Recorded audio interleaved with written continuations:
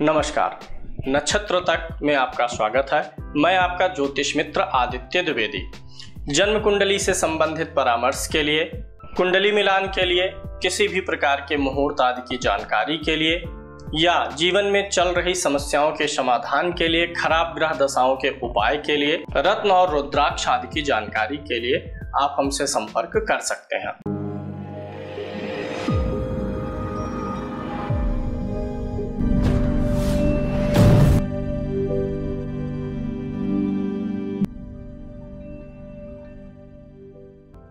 दो चीजें आज हम कवर करेंगे, प्रमोशन और स्थानांतरण। और इसी के साथ ही साथ आप गोचर देखना भी सीख जाएंगे। ठीक है। तो सबसे पहले हम ले लेते हैं। देखिए, ज्योतिष में सबसे महत्वपूर्ण है, चार हमारे ग्रह हैं जो लॉन्ग टर्म के लिए एक राशि पे चलते हैं: बृहस्पति, शनि, राहु और केतु। इन्हीं चार ग्रहों का गोचर जो है किसी भी घटना को घटित करने के लिए प्रभावी होता है, क्योंकि ये लंबे ग्रह हैं। जैसे शादी होना है, नौकरी में प्रमोशन होना है, तबादला होना है, गाड़ी भवन वगैरह जो थोड़ा बड़े स्तर के काम है, उनके घटित होने में इन चार ग्रहों की भूमिका होती है। तो गोचर में हम इन्हीं चार ग्रहों की भूमिका देखेंगे, प्रमोशन के मामले में, स्थानांतरण के मामले में, और उस गोचर को दशा से मिलाना सीखेंगे। तो अभी जीतू जी की कुंडली ले लेते हैं और उसी उदाहरण से आपको समझाते हैं। बताइए जीतू जी अपना date of birth. Date of birth है 30 अक्टूबर 1990। 30 अक्टूबर 1990। समय? समय है 1:30। 1:30, सुबह या शाम? दोपहर को, हाँ। जन्म स्थान? जन्म स्थान गुरुदेव है ये लैलूंगा है, रायगढ़ जिले में, छत्तीसगढ़ में। पिछले साल आपका प्रमोशन हुआ था। जी। सभी लोग थोड़ा ध्यान से देखेंगे, गोचर मैं समझा रहा हूँ। देखिए, और चार गुरुदेव माह। उसके बाद स्थानांतरण भी हुआ मेरा 1 महीने बाद। ठीक है, दोनों देखते हैं। हम यहाँ देख रहे हैं कैरियर में प्रमोशन या डिमोशन, स्थानांतरण आदि। कैरियर यानी दसम भाव के निमित्त मैं समझाऊंगा, लेकिन यही तरीका हर भाव के लिए लागू होगा। सबसे पहले आपको दो चीजें समझ लीजिए। किसी भी व्यक्ति की एक लगन होती है और एक चंद्र राशि होती है। कुछ लोगों में लगन और राशि एक ही होगी, जैसा कि यहाँ इनके केस में है, कुंभ लगन है और कुंभ राशि है। ठीक है। गोचर देखने का सबसे बढ़िया तरीका क्या है कि लगन और चंद्रमा दोनों से देखिए, और कुंडली के अस्थाई फलों को देखने के लिए लगन से देखिए। गोचर बोलते किसको है? आज की तारीख में कौन सा ग्रह किस राशि पर चल रहा है, उसी को गोचर बोलते हैं। ये जो आपकी कुंडली होती है, किसी भी व्यक्ति की कुंडली होती है, तो जन्म के समय जो ग्रह जिस राशि पर था वही यहाँ पर लिख दिया जाता है, वही कुंडली बन जाती है। यानी जब आपका जन्म हुआ उस समय का गोचर आपकी कुंडली होती है। तो कुंडली में ग्रह किसी भाव राशि में पड़े हैं और लगातार मूव करेंगे भविष्य में, तो मूव करते हुए किसी ना किसी राशि में जाएंगे और वह राशि आपके कुंडली के किसी ना किसी भाव में पड़ेगी। तो वर्तमान आज के तारीख की कुंडली खोल लीजिए, तो वही आज का गोचर है। तो आपको पंचांग से या गूगल से सर्च करके रखना है क्या, कि बृहस्पति अभी किस राशि में गोचर कर रहा है और कब से कब तक करेगा। शनि किस राशि में गोचर कर रहा है, कब से कब तक करेगा। राहु कब से कब तक किस राशि में है। केतु कब से कब तक किस राशि में है। करंट में शनि जो है कुंभ राशि में है, 17 जनवरी को आया है, 2.5 साल तक रहेगा। ये मैंने जब शनि का गोचर हुआ तभी मैंने नोट करके रख लिया या याद कर लिया। किसी भी प्रकार से आपको याद रखना है या एक पेपर पे नोट करके अपने टेबल पे रखना है। दूसरा, बृहस्पति वर्तमान में मेष राशि में चल रहा है, अप्रैल में आया है। और राहु पहले से यही चल रहा है। अब जहां राहु है उसके अपोजिट क्या रहेगा? केतु रहेगा। यहाँ पर केतु है। तो शनि कुंभ राशि में चल रहा है, बृहस्पति मेष में चल रहा है राहु के साथ, और केतु कहाँ चल रहा है? यहाँ चल रहा है तुला राशि में। ठीक, इतनी बात समझ में आ गई। कुंडली के कौन कौन से भाव खराब होते हैं? छठा भाव, आठवां भाव और 12वां भाव खराब होता है। जब भी ये जो चार मेजर प्लैनेट हैं आपके गोचर के, बृहस्पति, शनि, राहु, केतु, जब ये आपकी कुंडली, आप अपनी कुंडली खोल लीजिए और उसके छठे भाव में ये ग्रह आ जाएं, आठवें भाव में आ जाएं या 12वें भाव में गोचर करेंगे, तो समझ जाइएगा कि इन ग्रहों के कारण से जब तक उस राशि में ये ग्रह गोचर करेंगे तब तक के लिए तकलीफ देंगे। और अगर एक से अधिक ग्रह 6, 8, 12 में गोचर करते हुए मिल रहे हैं तो समय और भी खराब हो, तब समय और भी अधिक खराब है। और अगर उस समय दशा भी देखिए, अगर दशा भी खराब चल रही है तो समय और भी खराब है। मान लीजिए इसी कुंडली में कोई ग्रह गोचर में 8वें में चल रहा है, शनि, राहु, केतु, बृहस्पति में से, और दशा भी उस समय किसी खराब ग्रह की चल रही हो जो इस कुंडली के अनुसार मारक हो। जैसे एक तो बृहस्पति मारक है, और एक कौन मारक है? बृहस्पति हो गया, सूर्य हो गया, चंद्रमा। तो दशा अगर गोचर खराब है और दशा में भी खराब आ रहा तो उस समय सेहत की प्रॉब्लम, काम की प्रॉब्लम, ये सब चीजें होती हैं। अब आ जाते हैं, पहली चीज तो ये देखना है कि कुंडली में बड़ा पद पाने का योग होगा तभी व्यक्ति बड़ा पद पाएगा। गोचर कितना भी अच्छा हो जाए, गोचर में मान लीजिए इन्हीं का कुंभ लगन है और यहाँ दसम भाव में मंगल स्वराशि का आ जाए गोचर करता हुआ, तो ये नहीं है कि ये बहुत बड़ा पद दे देगा। कुंडली में होगा तब देगा, अन्यथा नहीं देगा। ठीक है। अब ये सब लोग एक काम करिए, अपनी मोबाइल या कुछ भी सामने लीजिए, और जब इनका प्रमोशन हुआ था और स्थानांतरण भी हुआ था उस डेट की कुंडली खोलनी है। किस महीने में हुआ था भैया, फिर से बताएं सबको। अनम्यूट तो करिए। गुरुदेव 28 जुलाई 2022 को प्रमोशन हुआ था। 28 जुलाई, यानी जुलाई के महीने का खोल लेना है 2022 का। 28 जुलाई का ही सब लोग अपनी मोबाइल में कुंडली खोलिए, 28 जुलाई 2022। समय कोई भी ले लीजिए, वैसे चलिए एक समय सब लोग लेते हैं। किस शहर में रहते थे उस समय आप? रायपुर। रायपुर सब लोग ले लीजिए स्थान, रायपुर छत्तीसगढ़। शाम को 8 बजे की कुंडली खोलिए। 8 बजे भी मकर है, 9 बजे की खोलिए। 9 बजे की कुंडली शाम को लीजिए, ले लिए सब लोग? बहुत अच्छा। अब देखिए इनकी कौन सी लगन है? कुंभ लगन। ऐसे आपकी प्रैक्टिस जब हो जाएगी तो आपको कुंडली नहीं खोलना है, सिर्फ याद रखने से हो जाएगा कि जो ग्रह जहाँ है, राशि जो है, लगन जो है, घुमा लेंगे। देखिएगा, जब समय इनका 2022 का चल रहा था उस समय इनका प्रमोशन हुआ, तो 2022 की दशा भी देखनी जरूरी है। जुलाई 2022 की दशा इनकी वो भी खोल लेंगे, क्योंकि दोनों चीजों का हम यहाँ पर प्रयोग करने वाले हैं। तो मैं दशा यहीं सामने खोल रहा हूँ, आप लोग देखिएगा। दशा भी यहीं बगल में है। बुध की महादशा में बुध की अंतरदशा चल रही थी। बुध की महादशा थी और बुध का अंतर भी चल रहा था। अब आ जाइए, गोचर को समझ लीजिए, और कोई प्रमोशन से जुड़ा, ट्रांसफर से जुड़ा सवाल पूछेगा तो आंसर कैसे देंगे। जो कुंडली आपने गोचर वाली खोली है उसमें देखिए बृहस्पति किस राशि में है। जो गोचर वाली कुंडली है उसमें बृहस्पति देखिए मीन राशि में है, 12 नंबर पर है ना निर्मल जी? ठीक है। इसको अब इसी गोचर को मैं भर के समझा दे रहा हूँ। यहाँ पर मैं ये जो मैं पेन से लिख रहा हूँ ये गोचर वाली कुंडली है। गुरु यहाँ था, शनि उस समय देखिए कहाँ थे? मकर राशि में थे, ये हो गए। और उस समय राहु मेष राशि में था, और केतु महाराज कहाँ थे? तुला में थे।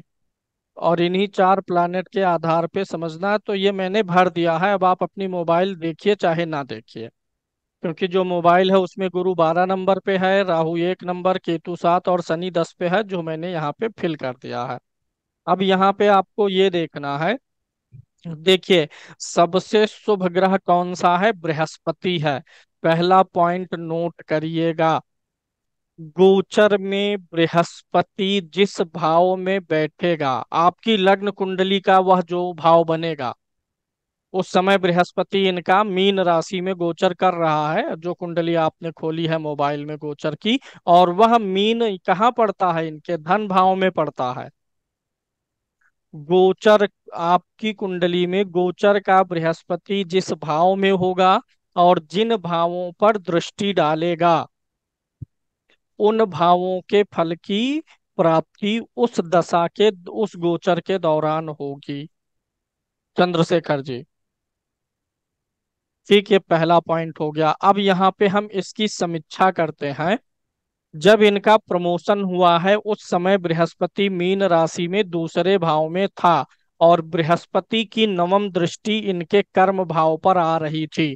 प्रमोशन के लिए दसम भाव देखना है आपको, प्रमोशन के लिए दसम भाव देखना है। तो उस समय बृहस्पति की दृष्टि आ रही है कि नहीं आ रही है दसम भाव पे? तो कर्म से संबंधित चीजें मिल गई, नवम दृष्टि आया। दूसरी चीज क्या है? बृहस्पति की 5वीं दृष्टि यहाँ भी थी, तो छठे भाव को देख करके कुछ जो है कंपटीशन का भाव है, कंपटीशन बढ़ा देता है, थोड़ी सी टफनेस लाएगा और विवाद से आपको अलग हटा देगा। शुरू में विवाद, कंपटीशन, टफ, फिर उससे अलग हटा के विजेता बनाएगा। गुरु की दृष्टि अष्टम भाव पर भी थी, तो गुरु अष्टम भाव पे जब देखता है तो भी लाइफ में उन्नति कराएगा, क्योंकि अष्टम भाव किसका है? आयु का। तो बृहस्पति की दृष्टि क्या कराती है? आयु में इम्प्रूवमेंट। आयु का तात्पर्य क्या है? जीवन, लाइफ। तो प्रमोशन के साथ साथ लाइफ में इम्प्रूवमेंट भी आया होगा। ये तो एक पहला नियम आपको समझ में आ गया होगा कि गुरु ने देखा दसम भाव को तो प्रमोशन दिया। अभी आपसे कोई पूछ ले, इस इन्हीं की कुंडली है, इसी कुंडली पे लगा देते हैं। बृहस्पति वर्तमान में कहाँ चल रहा है रमाकांत जी? बृहस्पति आज की तारीख में कहाँ है? मेष राशि में है। और अगले साल अप्रैल में, अप्रैल लास्ट में 23-24 अप्रैल को बृहस्पति कहाँ चला जाएगा? वृषभ राशि पे जाएगा और फिर दसम भाव को देखेगा। तो फिर कैरियर से जुड़ा कुछ अच्छा होगा, कुछ रुपया बढ़ जाएगा, पद बढ़ जाएगा, प्रमोशन, कुछ ना कुछ ऐसा होगा। अब यह निर्भर करता है, जो आपसे सवाल पूछा है ना, ऐसे प्रमोशन का सवाल कोई कब पूछेगा? जब उस चीज की वो वेटिंग में होगा, वेतन वृद्धि की वेटिंग में होगा। तो उससे बातचीत करते समय आपको पता चलेगा कि उसका इस समय वेतन बढ़ना है कि पद बढ़ना है। जो उसके कार्य क्षेत्र के अनुसार आपको बातचीत से पता चले कि निकटता में क्या है, वही चीज बोलना है। तो अभी मेष में है, अगले साल जब वृषभ में जाएगा गुरु, तो भी देखेगा यहाँ दसम भाव को।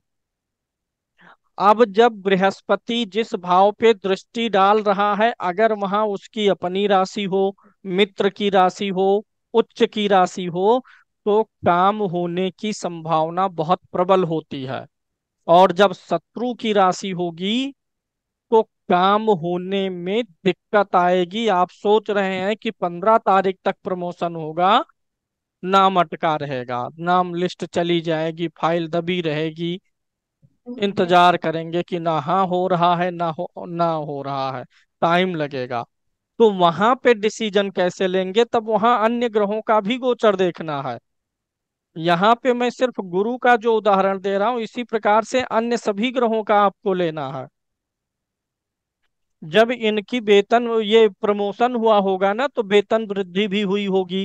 क्यों? क्योंकि गुरु दसम भाव को देख के प्रमोशन दिलवा रहा है जो ना, वो खुद धन भाव में भी तो स्वाग्रही होके बैठा था उस समय, तो धना वाला फला भी तो देगा ये। अच्छा, यही बृहस्पति डिमोशन कब करवा देता? मान लीजिए कोई ऐसी कुंडली मिल गई है जहां बृहस्पति दसम पे दृष्टि डाल रहा है, लेकिन वहां उसकी मित्र की स्वराशि की दृष्टि नहीं है, शत्रु राशि की हो, नीच की दृष्टि हो, और जिस भाव में बैठा हो धन भाव में ही बैठा होता और अस्त होता बृहस्पति, तो प्रमोशन के बजाय डिमोशन दे देता। वही ग्रह जब पीड़ित नहीं रहेगा, जैसे ज्योतिष में मैंने आपको पढ़ाया कुंडली में कि ग्रह बली है, पीड़ित नहीं है, तो अच्छा फल देगा। ऐसे गोचर में भी ग्रह अगर पीड़ित नहीं है तो उस गोचर के दौरान अच्छा देगा, पीड़ित होगा तो अच्छा नहीं देगा, छीन लेगा। दूसरा इन्होंने कहा, अब इसी समय का गोचर वो देखिए, दशा देखिए, दशा किसकी चल रही थी? बुध की। बुध कुंभ लगन के लिए क्या होता है? कारक होता है, पहली चीज। दूसरी चीज देखिए, बुध किसके साथ है? शुक्र के साथ में है। ध्यान दीजिएगा, बुध और शुक्र की युति लक्ष्मी नारायण योग बनी कुंभ लगन में, तो ये अच्छा योग हो गया, क्योंकि ये भी कारक है, बुध भी और शुक्र भी। दूसरा ये देखिएगा, ये जो बुध सूर्य के साथ बैठा है ना, ये सूर्य दशम से दशम यानी सप्तम का स्वामी है। यानी उस समय जो दशा चल रही थी ना, वो भी बड़ी अच्छी थी, गोचर भी अच्छा था और अंतरदशा भी अच्छी थी। ट्रांसफर क्यों हो गया? ट्रांसफर होने, अभी ट्रांसफर वाला यहाँ से बता दे रहे हैं, अभी उसके लिए अलग से भी बताएंगे। देखिए, जब ट्रांसफर हुआ था इनका, तो उस समय इनका लग्नेश, लग्नेश शनि ही तो है। लग्नेश शनि कहाँ गोचर कर रहा है? 12वें भाव में था, मकर राशि में था। विदेश यात्रा वाला योग मैंने आपको पढ़ाया होगा, पहले बताया है। लग्नेश 12वें में, चतुर्थेश 12वें में, दशमेश नवमेश, वही योग ट्रांसफर के भी हैं। वही योग अगर गोचर में बनेंगे किसी की कुंडली पर, तो स्थानांतरण हो जाएगा। तो यहाँ पे लग्नेश जो 12वें में था, तो काफी समय से प्रमोशन के योग बने थे और स्थानांतरण के भी बने हुए थे। तो वो सारे योग देखिएगा। स्थानांतरण में और नौकरी परिवर्तन में एक विशेष बात, स्पेशल सूत्र है। केतु ग्रह एक ऐसा ग्रह है ना जो परिवर्तन कराने में माहिर है। केतु एक भटकता हुआ प्लानेट है, चलना फिरना ही उसे ज्यादा पसंद है।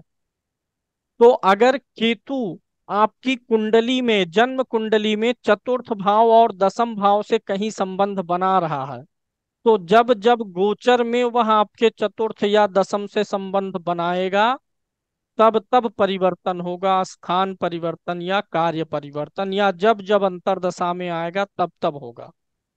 किसी की कुंडली आपने देख ली, दसम भाव में केतु बैठा है, तो गोचर में जब फिर केतु दशम में आएगा या कहीं अंतरदशा में आएगा, तो कुछ ना कुछ चेंजेज होंगे, काम में परिवर्तन, एक ऑफिस से दूसरे ऑफिस भेज दिया गया, कुछ ना कुछ ऐसा होने की संभावना रहती। यानी केतु टर्मिनेटर है, केतु इज अ टर्मिनेटर, वह काटता है, स्थान से हटाता है।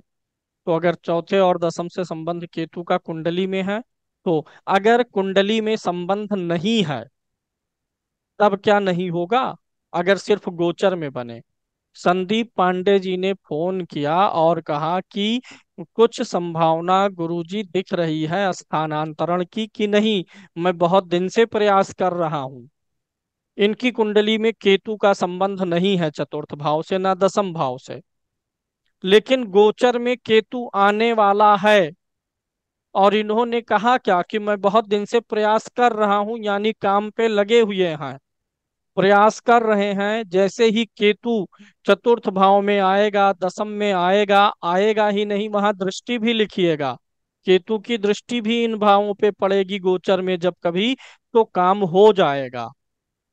अब यहाँ सवाल आएगा, रमाकांत जी केतु तो 18 महीने रहेगा, तो जो केतु का 18 महीने का टाइम पीरियड है, उस पीरियड में अगर स्थान परिवर्तन की बात है, तो जो चौथे भाव का स्वामी है कुंडली में, उसकी प्रत्यंतर दशा देख लीजिए कब आएगा, दशा से मिला के ही देखना है। इसी कुंडली के लिए मैं उदाहरण दे देता हूं। ये मान लीजिए जीतू जी की कुंडली नहीं है, किसी की है, और उन्होंने कहा कि मैं प्रयास कर रहा हूं। आज की तारीख में उन्होंने सवाल पूछा, मैं स्थान परिवर्तन के लिए प्रयास कर रहा हूं। एक्चुअली एक चीज होता है कि ज्यादातर मामलों में अगर स्थान परिवर्तन होता है तो व्यवसाय में भी स्थान में परिवर्तन हो जाता है संजय जी। जैसे मैं जहाँ काम कर रहा हूँ, जब मैं अपना स्थान बदलूंगा, मुंबई से दिल्ली जाऊंगा, तो कार्य का भी स्थान बदल जाएगा, क्योंकि ये दोनों एक दूसरे से समसप्तक हैं, पति पत्नी है ना, दसम और चतुर्थ। अब इन्होंने सवाल पूछा है मुझसे कि मैं स्थानांतरण मेरा कब होगा। चलिए जवाब तलाशते हैं। तो जवाब तलाशने में मुझे क्या करना है, स्थानांतरण के लिए लग्नेश बारहवें में जाए गोचर में, वो देखना है। चतुर्थ भाव का स्वामी बारहवें गोचर में जा रहा हो, इनकी कुंडली के चतुर्थ भाव के स्वामी को गोचर में देखेंगे। चतुर्थ भाव पर या दसम भाव पर किसी प्रकार से केतु का प्रभाव आ रहा हो, चाहे दृष्टि डाल के चाहे बैठ के। चलिए मिल गया हमें। अभी जो गोचर चल रहा है राहु का और केतु का, ये अक्टूबर में बदलेगा। नहीं पता है तो पता रखिए, कैसे ज्योतिषी बनेंगे कि यही नहीं पता है कि कब कौन सा ग्रह किस राशि में रहेगा, कब बदलेगा। और सभी ग्रहों का ना भी पता हो, इन चार का हमेशा पता होना चाहिए। अक्टूबर लास्ट में राहु केतु राशि बदल रहे हैं, यानी नवंबर से क्या होगा कि राहु 1 नंबर से कहाँ चला जाएगा, 12 नंबर में उल्टा जाएगा, सीधा नहीं जाएगा। और केतु 7 से कहाँ आएगा, 6 में आएगा। अब जब राहु यहाँ गया केतु यहाँ गया, तो क्या राहु केतु का संबंध कहीं से द्वितीय और दसम से बना? अगर राहु, ये जो केतु है, ये चतुर्थ भाव को देखेगा तो स्थानांतरण करवाएगा, या चतुर्थ भाव में बैठेगा तब करवाएगा। तो बताइए राहु या राहु का, सॉरी राहु नहीं, केतु सिर्फ लेना, राहु नहीं वो चेंज करवाता उतना। केतु का संबंध चतुर्थ से या दसम से बना कि नहीं बना संजय जी? बना जी, नवम दृष्टि केतु डालेगा। 7 में अभी चल रहा है ना, 7 से कहाँ आएगा, 6 पर आएगा। कन्या राशि में राहु केतु उल्टा गोचर करते हैं।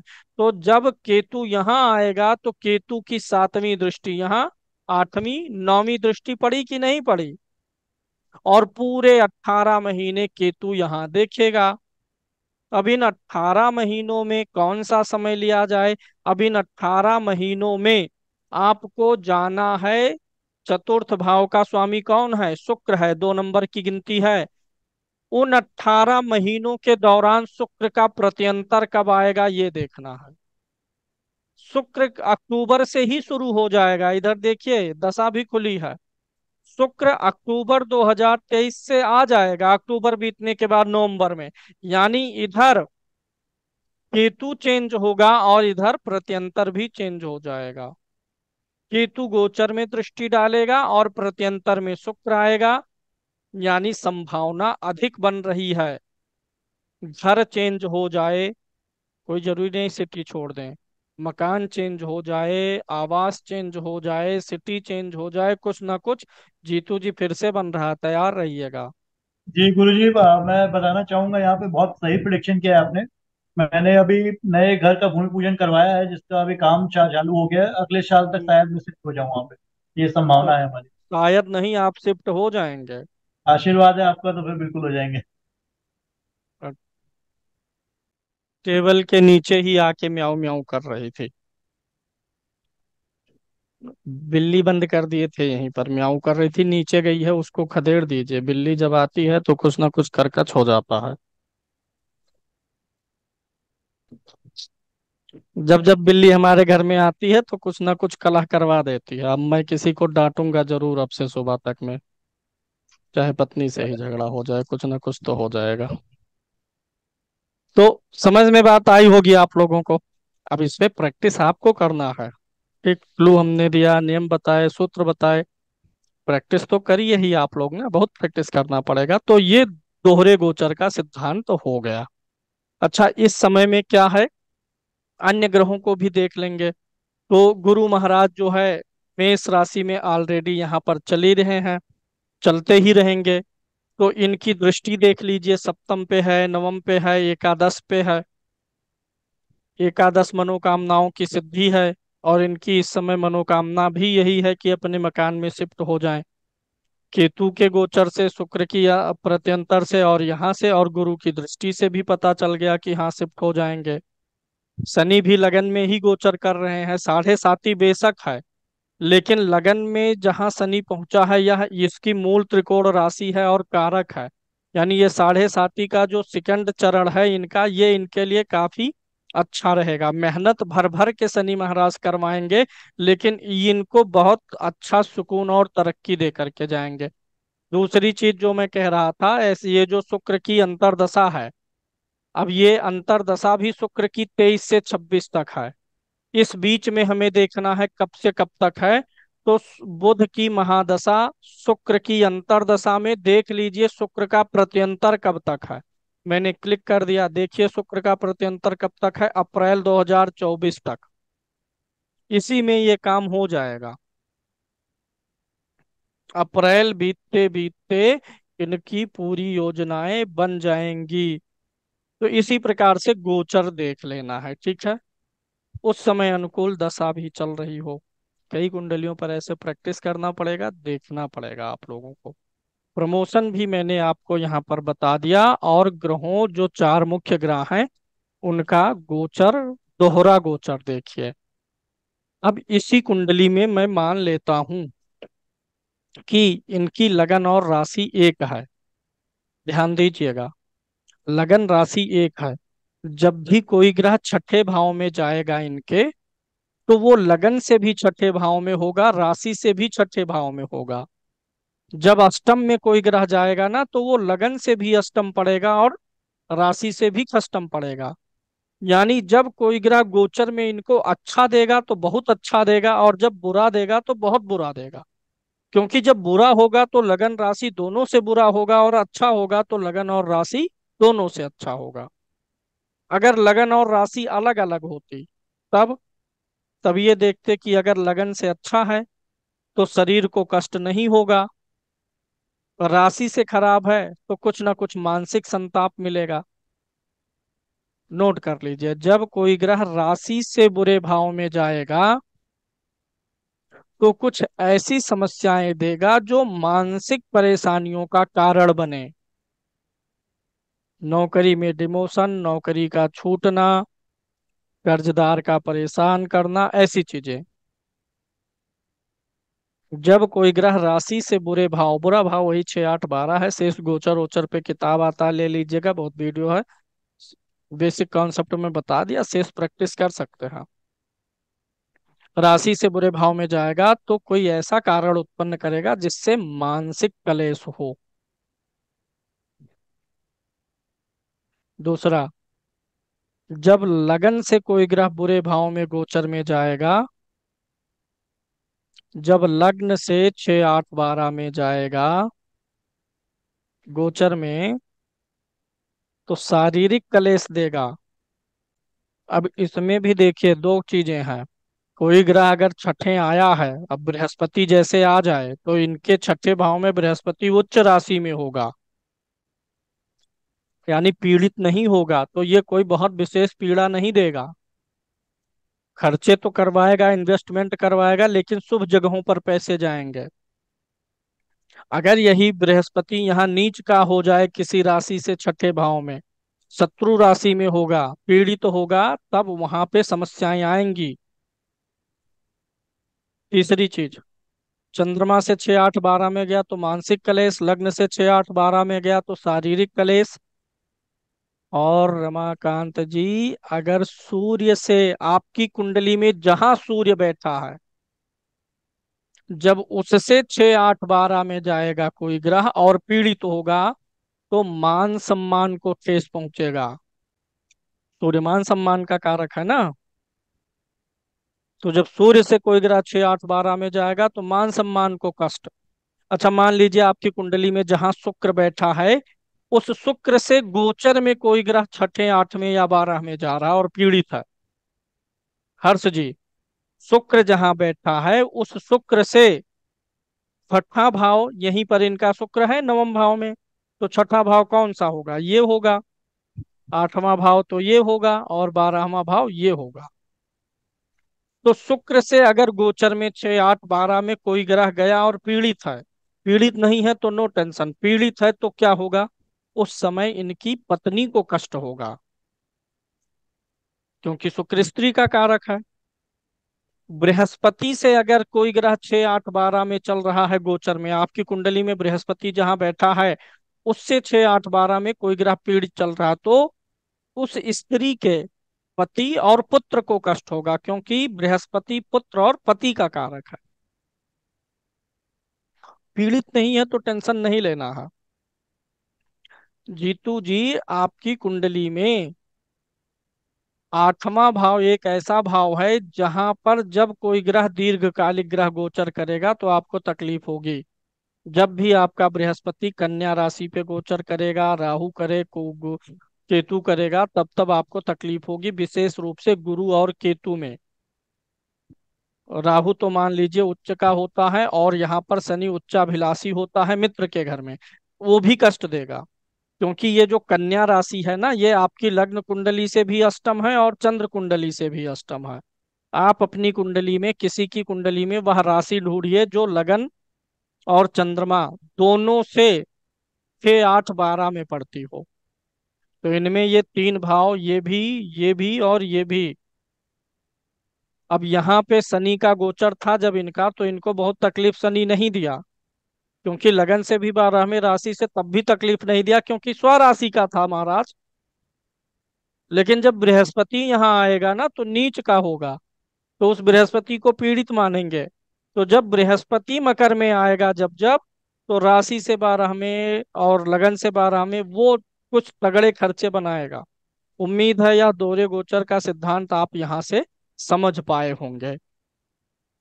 ट्रांसफर का भी मैंने बताया, केतु का संबंध गोचर में कहीं ना कहीं बने आपके चतुर्थ दशम से, दृष्टि डाले बैठा हो।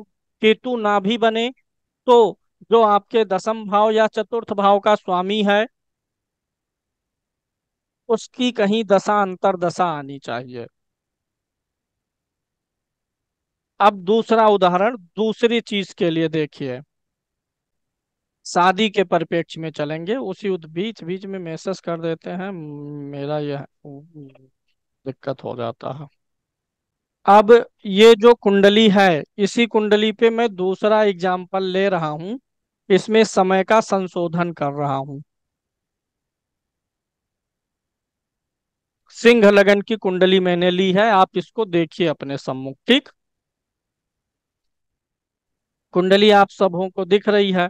अब इनका सवाल है, मान लीजिए किसी जातक की ये कुंडली है और इन्होंने पूछा कि मेरा विवाह कब हो जाएगा, शादी का लड्डू कब मिलेगा। अब इनके विवाह के लिए हमें प्रिडिक्ट करना है।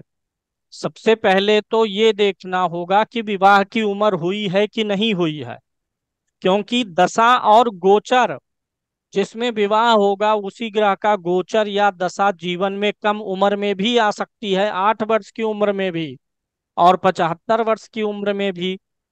तो ऐसा नहीं है जब दशा रिपीट होगी तब हर बार शादी होगा मनोज जी।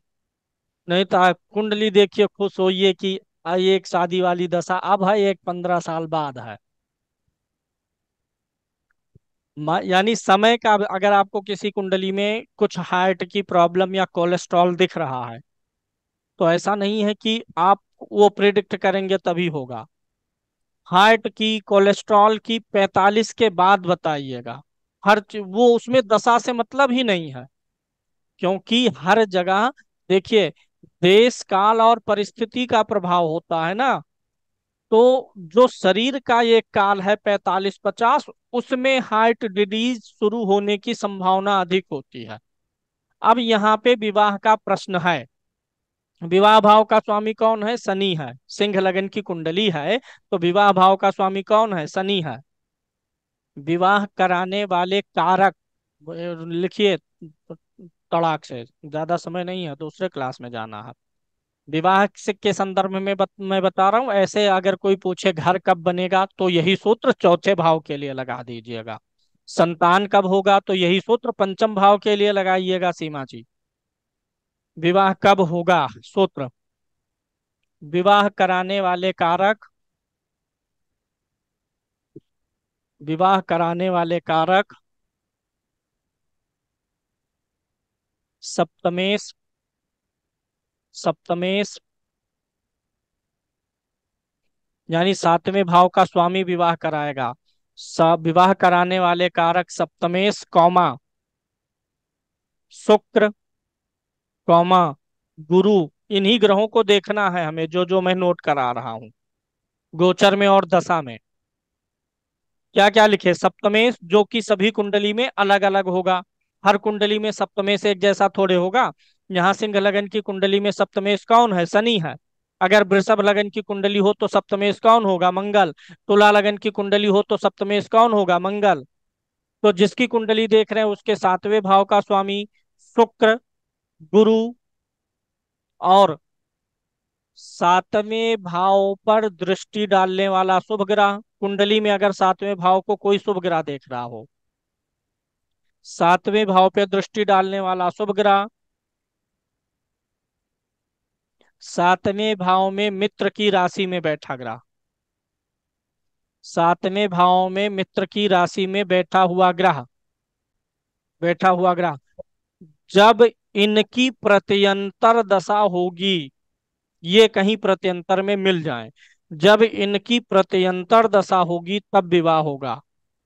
ये तो दशा वाली बात हुई। अब हमको इससे मिलान कैसे करना है, गोचर से भी तो मिलाना है। अब गोचर से यहां समझते हैं आके। अब इनका सवाल है कि शादी कब होगी और शादी की उम्र हो गई है, तो शादी का नाम सुन के हमें कहाँ जाना है, सप्तम भाव पे जाना है। यहाँ पर सातवें भाव पे आ जाइए। सातवां भाव यहाँ पे ये है। सातवें भाव में शुभ ग्रह बैठा है चंद्रमा। प्लीज नोट, एक जो मैं बोला सातवें भाव पे दृष्टि डालने वाला शुभ ग्रह, चाहे वो शुभ ग्रह दृष्टि डाले चाहे बैठा हो, दोनों चीजें देखेंगे। शत्रु राशि का ग्रह होगा, नीच का होगा तो उसे छोड़ देंगे। शेष मित्र राशि में हो, शुभ ग्रह हो, बैठा हो चाहे दृष्टि डाले। अब इनके विवाह का समय मैं कैसे निर्धारित कर रहा हूं देखिएगा। कुंडली चेंज किया हूं, गोचर के अनुसार निकालना है। शादी की उम्र है, पूछ रहे हैं कि अभी शादी हो जाएगी गुरुजी कि नहीं, साल डेढ़ साल में या महीने दो महीने में, या शादी कब होगी। अब हमें देखना क्या है कि इनके सातवें भाव का स्वामी ग्रह, सातवें भाव का स्वामी कौन है, शनि है। मैं इसे नोट कर ले रहा हूं, ठीक है, वेरी गुड। दूसरा, क्या सातवें भाव में किसी शुभ ग्रह की दृष्टि है, गुरु की दृष्टि नहीं है, शुक्र की नहीं है, बुध की नहीं है। क्या कोई शुभ ग्रह बैठा है, हाँ बैठा है, चंद्रमा। चंद्रमा बैठा है ना, तो चंद्रमा को नोट कर लिया। चंद्रमा यहाँ पे शुभ ग्रह है क्योंकि ये शुक्ल पक्ष का है, सूर्य के सम्मुख है। जहां सूर्य बैठा है जब उससे पिछले भावों में बैठा होगा चंद्रमा, पिछले पांच भावों में, तो कृष्ण पक्ष का होगा। सूर्य के साथ होगा तो अमावस्या का होगा या कृष्ण पक्ष का रहेगा तो उसे भी बलवान नहीं मानेंगे, ठीक है। अब यहाँ पे एक चंद्रमा मिल गया। दूसरा, गुरु और शुक्र, ये दोनों स्वाभाविक रूप से विवाह कराते हैं। गुरु को ले लीजिए, शुक्र को ले लीजिए, क्योंकि ये विवाह को देने वाले ग्रह हैं। अब इन्हीं ग्रहों की अंतर्दशा देख लीजिए कब है। यहाँ देखिए दिसंबर 2023 से महादशा अंतर्दशा दोनों देखनी है। अब इसी कुंडली में देखिएगा, जो जो ग्रह आपको मिले हैं वो अधिक बार रिपीट हो दशा में और गोचर में, तो उसी समय में विवाह होगा। इस कुंडली की बात करें तो शनि की महादशा चल रही है कि नहीं चल रही है, शनि की महादशा चल रही है। जीतू जी आपके ऊपर ये बात नहीं लागू होगी क्योंकि मैंने लगन चेंज कर दिया है, सिर्फ समझाने के लिए। मैं किसी कोई कारण है कि मैंने सिंह लगन लिया, क्यों लिया, क्योंकि वर्तमान समय में शनि किस राशि में गोचर कर रहा है, कुंभ में। तो शनि का गोचर में कुंभ पे लेके समझाने के लिए लगन चेंज किया हूं। अब यहाँ विवाह भाव का स्वामी शनि है और शनि की महादशा चल रही है। वेरी गुड, यानी एक चीज मिल गई। अब अगर महादशा है और अंतरदशा में भी कहीं इसी से मिलता जुलता कुछ मिल जाए तो पूछना ही क्या है। 2009 से 2028 है, ठीक। अब यहाँ पे शनि की महादशा मिली, पहला चीज पूरा। दूसरा, ये जो ग्रह हैं आपके, सातवें भाव का जो स्वामी है शनि है, गोचर में आप देखिए, जैसे अभी इसमें क्या है, अगर आप देखें तो शनि की महादशा है और शुक्र की अंतर्दशा 16 से 19 के बीच में निकल गई है। तो विवाह अगर इस जातक का हो चुका है, क्योंकि दोनों फेवर वाली चीजें ऑलरेडी निकल निकल चुकी हैं। इस अगर ये यही कुंडली होती और 4 साल 5 साल पहले आई होती, मतलब 16 के पहले, तो यही समय प्रिडिक्ट किया जाता विवाह के लिए।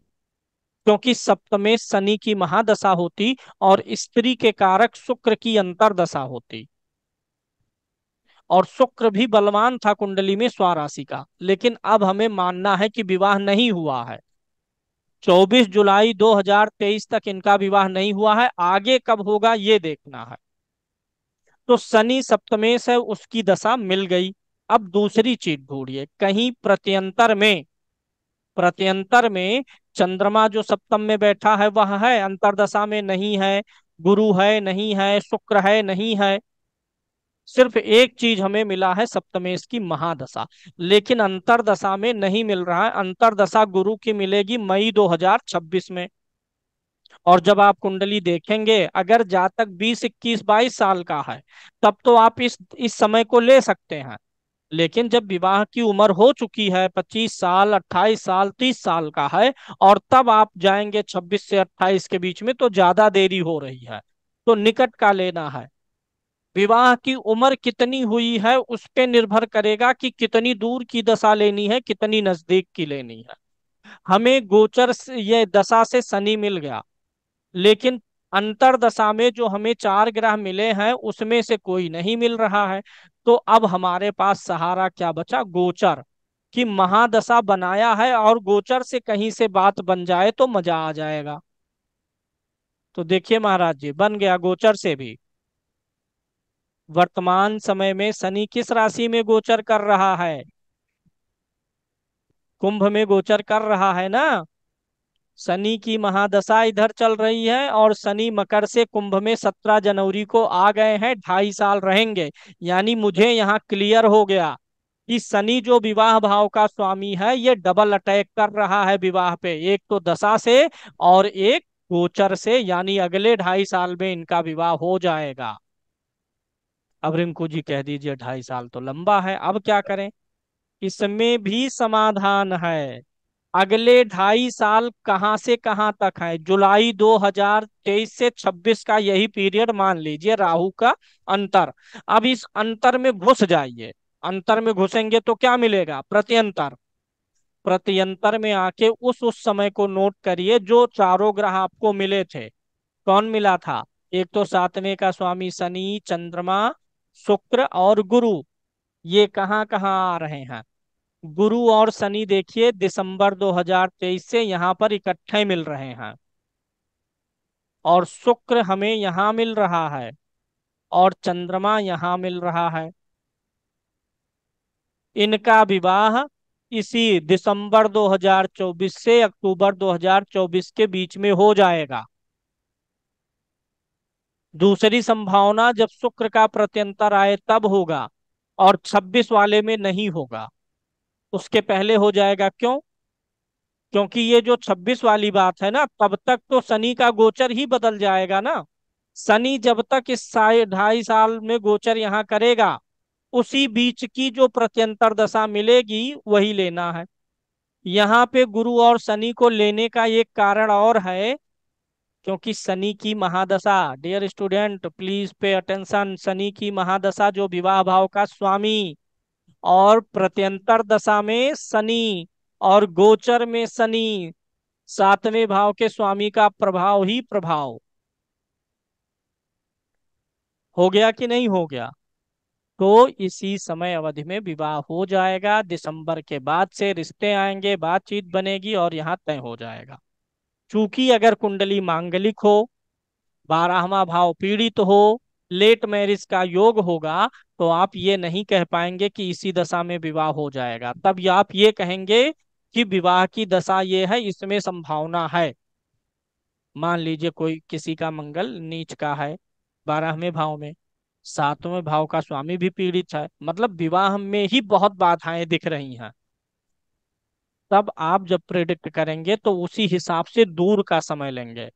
चंद्रशेखर जी, किसी की कुंडली में 7वां पीड़ित है, 12वां बेडरूम है, जानते ही हैं, 8वां है, मांगलिक भी है, एक दो चीज ऐसी मिल रही है जिससे ये लग रहा है कि वैवाहिक जीवन बुरा होगा। जो योग वैवाहिक जीवन को बुरा होने के होते हैं ना, वही लेट मैरिज के भी होते हैं। कभी कभी लेट मैरिज पे लागू होता है, कभी कभी वैवाहिक जीवन खराब करेगा, कभी कभी दोनों करेगा। तो अगर कुंडली में लेट मैरिज का योग दिख रहा है ना, तो किसी की दशा अगर 22 साल में आ रही है, तब विवाह के लिए नहीं बोलना है। तब ले जाइए 28 साल, 30 साल, 32 साल के करीब में, ये गोचर और दशा उस समय मिलान करिए। कुछ समझ में आया जीतू जी? कुछ समझ में आई बात? जी बिल्कुल। कितनी चीजें मिलानी है? गोचर, दशा, सप्तम भाव को जितनी भी चीजें प्रभावित कर रही हैं, वो सब गोचर में और दशा में जब ज्यादातर चीजें मिल जाएंगी, वही समय है। घर का कोई पूछ रहा है तो चतुर्थ भाव के स्वामी को लेंगे। ध्यान दीजिएगा, चतुर्थ भाव का स्वामी, चतुर्थ भाव पे दृष्टि डालने वाला शुभ ग्रह, चतुर्थ भाव में बैठा हुआ शुभ ग्रह। और चतुर्थ भाव का कारक कौन है? शुक्र। विवाह के केस में क्या है, शुक्र और बृहस्पति दोनों को लेंगे। क्योंकि जब विवाह होगा ना, तो एक मेल होगा एक फीमेल होगी, तभी होगा। यानी अगर आपके विवाह का योग बन रहा है ना, तो कहीं ना कहीं किसी दूसरे के विवाह का भी योग बनेगा ऋषिकेश जी। आप मेल है ना, तो आपके लिए शुक्र काम करेगा, क्योंकि शुक्र पत्नी दिलवाएगा। तो उसी टाइम यह भी योग बनना चाहिए कि आप किसी को पति के रूप में मिल रहे हैं। इसीलिए गुरु को भी देखना, क्योंकि जिससे आपका विवाह होगा, उसके लिए पति का कारक कौन होगा? गुरु होगा। लेकिन भवन के केस में ऐसा नहीं है। चतुर्थ भाव का स्वामी, चतुर्थ भाव पे दृष्टि डालने वाला ग्रह, चतुर्थ भाव में बैठा हुआ शुभ ग्रह, और चतुर्थ का कारक शुक्र। इतनी चीजों को मिलाइए कि दशा में, अंतर दशा में कहाँ मिल रही हैं, और गोचर में मिलाइए। गोचर में यही सारी चीजें चतुर्थ भाव में आ जाएं, चतुर्थ भाव पर दृष्टि पड़ रही हो या बृहस्पति की दृष्टि पड़ रही हो। गोचर में बृहस्पति की दृष्टि पड़ेगी तो वो फल मिलेगा। उस भाव का कारक वारक नहीं देखना है। बृहस्पति की दृष्टि जहां पड़ जाती है, उस भाव का फल गोचर में बनता है। अब मान लीजिए मेरी कुंडली में चौथे भाव पर गोचर में बृहस्पति की दृष्टि है, मैं घर के लिए या गाड़ी के लिए प्रयास कर रहा हूं, और मैंने देखा महादशा में कुछ नहीं मिला, अंतरदशा में जो शुभ ग्रह चौथे भाव में बैठा है चंद्रमा, वह कहीं मिल गया। दो चीजें तो कम से कम मिलनी चाहिए। मेरी कुंडली में चौथे भाव में चंद्रमा बैठा है, तो चंद्रमा का अंतर मैंने ले लिया दशा से, और गोचर में कहीं ना कहीं चौथे भाव पे शुभ ग्रह की दृष्टि हो, कुछ ऐसा जो मैंने पॉइंट लिखा मिला, दो चीजें मिली, तो आप बोलिए। अच्छा, जब चौथे भाव से संबंधित कोई योग बनेगा ना, तो ये नहीं बोलना है आपको कि आपको घर मिलने वाला है। वर्षा जी, भूमि भवन वाहन से जुड़ा कुछ होने वाला है। घर बोल देंगे, अगला व्यक्ति कहेगा नहीं गुरुजी गाड़ी लेने वाले हैं, तो आप तो सोचेंगे भैया हमने तो सही बोला, चौथे भाव से गाड़ी भी देखते हैं। अब हम भूमि बोल दिए, गलती हो गई, वाहन बोल दिए होते तो सही रहता। मिताली जी बात समझ रही है ना? आप, है वही चीज, आप वाहन के बजाय बोल दिए घर। हो सकता है इसके पहले वाली दशा, अंतरदशा में घर वाला काम उसने पूरा कर लिया हो। तो इसलिए जब बोलेंगे ना, चतुर्थ भाव का प्रेडिक्शन, तो घर नहीं कहेंगे, गाड़ी नहीं, भूमि भवन वाहन से जुड़ा हुआ कुछ होने वाला है। क्या कुछ सोच रहे हैं, अगला व्यक्ति इस बात को स्वीकार करेगा। इसी कुंडली में, अभी जो कुंडली आप देख रहे थे, ये जो सप्तम भाव मैंने लिया था सिंह लगन, इसी को चतुर्थ भाव बना लीजिए। ये जो सप्तम भाव है जहाँ पे कुंभ राशि है, ये मान लीजिए ये चतुर्थ भाव है, यानी ये वृश्चिक लगन की कुंडली है। ये पहला भाव है, ऐसे दिमाग में रख लीजिए ना, 2 मिनट का क्लास और है। ये आपका लगन है, तो चतुर्थ भाव यही बनेगा ना। और शनि का गोचर वर्तमान में कहाँ चल रहा है, इसी राशि पे चल रहा है, यानी चौथे भाव का स्वामी शनि अपनी राशि में आ गया है। अब भूमि भवन वाहन का योग बनेगा। अब गोचर में आपने देख लिया, अब यह योग क्या और प्रबल है, क्या और कॉन्फिडेंस से बोल सकते हैं, तो आप प्रत्यंतर दशा में चले जाइए, ये अंतर दशा में जाइए, और अंतर दशा में जाके देखिए कि चौथे भाव के स्वामी का अंतर, चौथे भाव में बैठे हुए ग्रह का अंतर, चौथे भाव में पड़ रहे शुभ ग्रह का अंतर, चौथे भाव के कारक शुक्र का अंतर। तो यहाँ पर जब आप देखेंगे तो आपको मिलेगा एक योग, यहाँ पे शनि की महादशा है, और शनि यहाँ पे चौथे भाव में आ भी गया है। दो चीजें मिल गई, एक तो शनि चौथे भाव में आ गया, और ऊपर से यहाँ पर दशा भी है। और यहाँ जब आप देखेंगे चौथे भाव में चंद्रमा, गुरु, गुरु का गोचर भी उस समय देखिए, गुरु का गोचर अभी मेष में है, तो गुरु यहाँ नहीं देख रहा, वृषभ में आएगा तो नहीं देखेगा। अगर गुरु मिथुन में राशि में रहेगा तो नौवीं दृष्टि पड़ जाएगी, यहाँ रहेगा सातवीं पांचवीं, तो ऐसे दृष्टि भी देख लेना है।